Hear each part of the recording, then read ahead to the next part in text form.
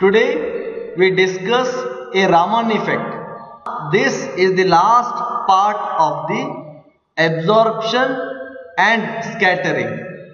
When light radiation undergoes scattering from a transparent substance, that is solid, liquid or gas, then the frequency of the scattered radiation may be greater or less than the frequency of the incident radiation. This phenomena is known as Raman effect, and it was first observed by C.V. Raman in 1926. The spectrum of the scattered radiation is known as Raman spectrum. This has lines having frequency greater than the frequency of the incident radiation, known as anti-Stokes lines, as also lines having frequency less than the frequency of the incident radiation, called Stokes line. The Raman effect was discovered in the year 1928, and he was awarded the Nobel Prize in Physics in the year 1930. As you can see the various images of Raman with his spectrometer. A concept of Raman effect. When monochromatic light is passed through organic liquids such as benzene, toluene, etc., it gets scattered.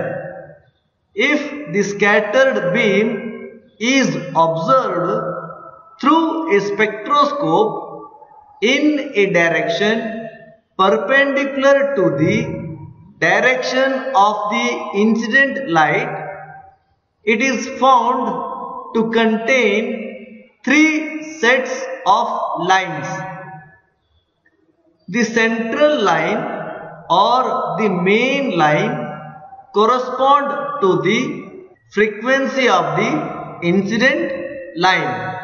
This line is called as Rayleigh lines.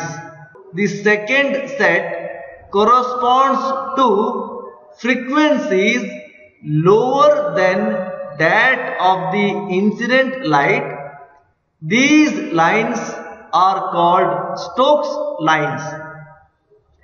The third set corresponds to the frequencies higher than that of the incident light. These lines are called anti-Stokes lines.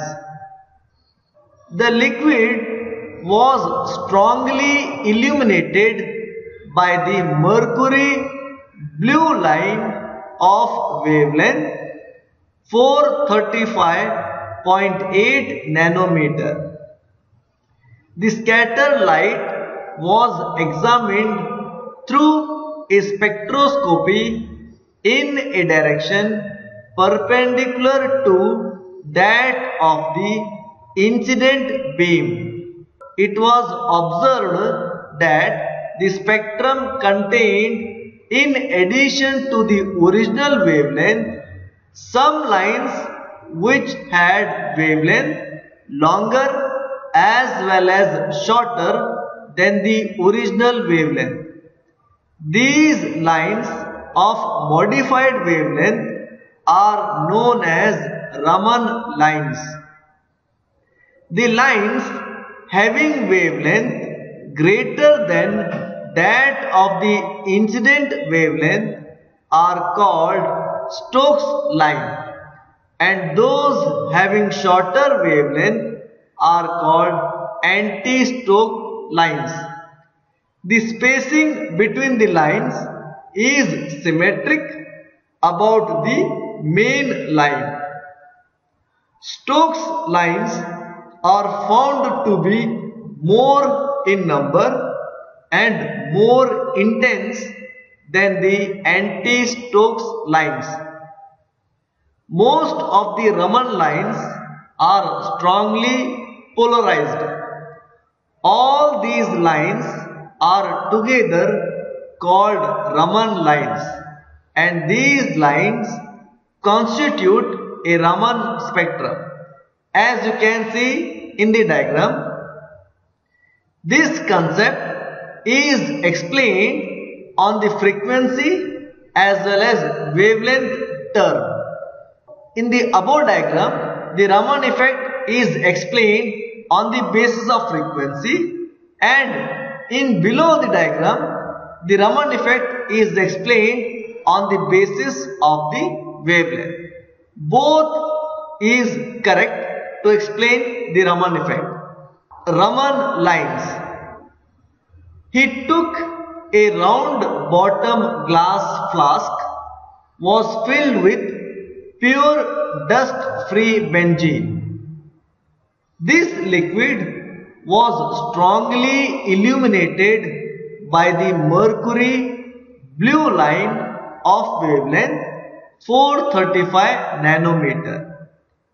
Raman found that in the spectrum obtained there were lines with original wavelength and also with longer and shorter wavelength. This longer and shorter wavelength is defined in terms of anti-Stokes and Stokes lines. The applications of the Raman effect, where the Raman effect is used in the study of molecular structures, in the study of rotational and vibrational energy levels of molecules, in the study of some of the aspects of nuclear physics such as spin and isotropic constituent of molecules, in the construction of molecules in all three states of matter, to study chemical effects like the strength of the chemical bond, electrolyte dissociation and hydrolysis. The fluorescence. When ultraviolet light is incident on a certain substance, they emit visible light. For example, when a solution of quinine sulfate in dilute sulfuric acid is exposed to the ultraviolet portion of the spectrum, it is found to glow brightly, emitting blue light.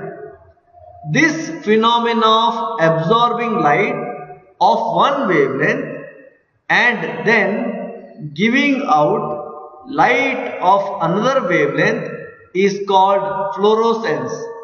According to Stokes' law, the wavelength of the emitted radiation is always greater than that of the exciting light. Fluorescence stops as soon as the incident radiation is cut off. Phosphorescence. There are certain substances which continue to emit visible radiation even after the exciting light has been turned off. This phenomena is called phosphorescence.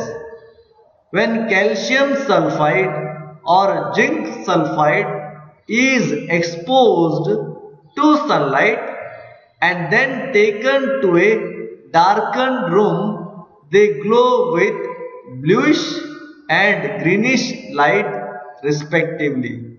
So this is the difference between fluorescence and phosphorescence.